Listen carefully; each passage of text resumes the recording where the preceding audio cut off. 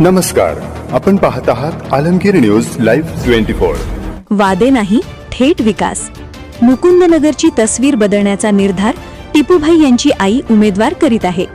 टिपूभाई यांच्या मार्गदर्शनाखाली प्रभाग क्रमांक 4 मधून अपक्ष उमेदवार अफसाना मोहम्मद नवाज शेख रिंगणात।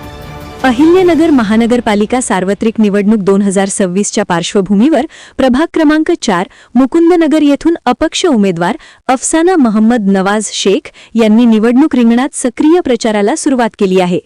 वादे नाही, विकास लाएंगे, मुकुंदनगरची तस्वीर बदलून दाखवू असा ठाम विश्वास त्यांनी यावेळी व्यक्त केला।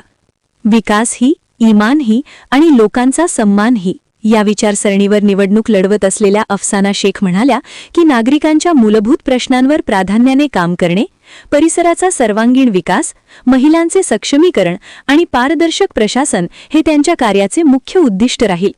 त्या डायमंड या निवडणूक चिन्हावर अपक्ष म्हणून निवडणूक लढवत असून मतदारांनी डायमंड चिन्हासमोरही बटन दाबून प्रचंड मतांनी विजयी करण्याचे आवाहन त्यांनी केले आहे।